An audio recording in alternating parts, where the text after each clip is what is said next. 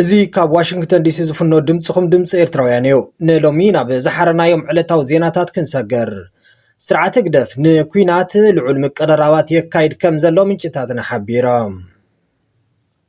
ቀይሕ ባሕሪ ሓበራዊ ቅርሲ ወዲ ሰብ ከም ዝኾነ ፕሬዝደንት ኢትዮጵያ ገሊጾም ኣብ መንጎ ሓይልታት ፋኖን ሰራዊት ፌደራልን ብነፈርቲ ዝተደገፈሉ ጽዑቕ ኩናት ከም ዝቐጸለ ተገሊጾም ናብ ዝርዝራቶም ክንሰገር ስርዓተ ግደፍ ንኩናት ልዑል ምቅርራባት የካይድ ከም ዘሎ ምንጭታትና ሓቢሮም ስርዓተ ግደፍ ናብቲ ምስ ኢትዮጵያ ከካይዶ መዲቡ ዘሎ ኩናት ንምእታው ልዑል ምቅርራባት የካይድ ከም ዘሎ ምንጭታትና አረጋጊጾም እቶም ምንጭታት ከም ዝሓበሩ ወቲ ስርዓተ ቀዲሙ ንድሮንን ጸረ ድሮንን ሓዊሱ ኣጽዋር ኩናት ዝሸመተ ክኸውን ከሎ ሕጂ ድማ ብዕድመ ዝደፍኡ ከይተረፉ ናብቲ ሰራዊት ክምለሱ መምርሒ ከም ዘውረደ ተገሊጾም ህግደፍ ቀዲሙ ብቦርድን ብጥሮታን ካብ ሰራዊት ተሰናቢቶም ጸንሑ ኣባላት ሓይልታት ምክልኻል ናብ ኣሃድታቶም ክምለሱ ከም ዝተነግሮም ተፈሊጦሎም ከምውን ካብ ኩናት ትግራይ ጀሚሩ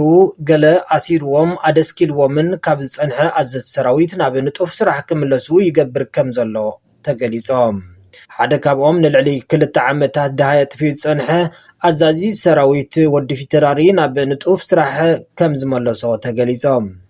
ኣብ ዕድመ ስልጣኑ ወለደታት ናብ ኩናት እንዳጠጠቀ ኤርትራ ዘባደመ ስርዓተ ግደፍ ምስ ኢትዮጵያ ናብ ዘይተርፍ ኩናት ንምእታው ናይ መወዳእታ ምዕራፍ ይሰጋገር ከም ዘሎ ተዓዘብቲ ይሕብረው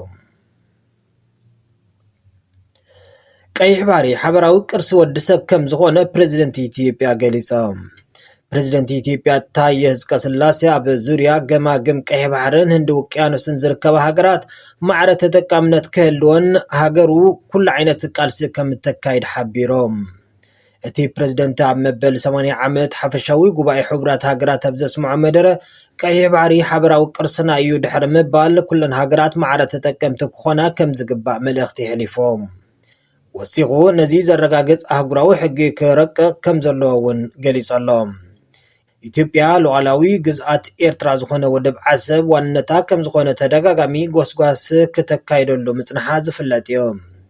ኣብ ዝሓለፈ ቀዳማይ ሚኒስትር ኢትዮጵያ ናይ ቀይሕ ባሕሪ ትማሊ ዝተፈጠረ ጌጋ 30 ዓመት እዩ ክንእርሞ ኢና ከም ዝበለ ዝዝከር እዩ ከምውን ዋና ዳይሬክተር ወታደራዊ ዝምድናን ጉዳያት ወፃእን ኢትዮጵያ ሜጀር ጀነራል ተሾመ ገሚቹ ምንተ ድሕነት ሃገር ክበሃል ኢትዮጵያ ወታደራዊ ሓይላ ወደብ ዓሰብ ክተስፍር ግድን ከም ዝኾነ ገሊጹ ነይሩ ኣብ መንጎ ሓይልታት ፋኖን ሰራዊት ፌደራልን ብነፈርቲ ዝተደገፈ ጽዑቕ ኩናት ከም ዝቐጸለ ተገሊጾም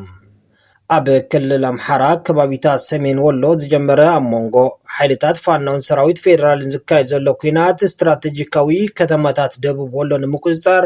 ሓይልታት ፋኖ ተኸታታሊ መጥቃዕቲ የካይዱ ከም ዘለው ተሓቢሮም ሓይልታት ፋኖ ክሳብ ሕጂ መብዛሕትኡ ገጠራት ሰሜን ወሎ ዝሓዙ ክኾኑ ከለው ሓይልታት ፌደራል ነቲ ዝተመንዝዖም ቦታታት ንምምላስ ኣብ ዓፋር ካብ ዘሎ ሰራዊቶም ቀኒሶም በመምጻእ ብነፈርቲ ዝተደገፈ ጽዑቕ ጸረ መጥቃዕቲ ከም ዝኸፈቱ ምንጭታትና የረጋግጾም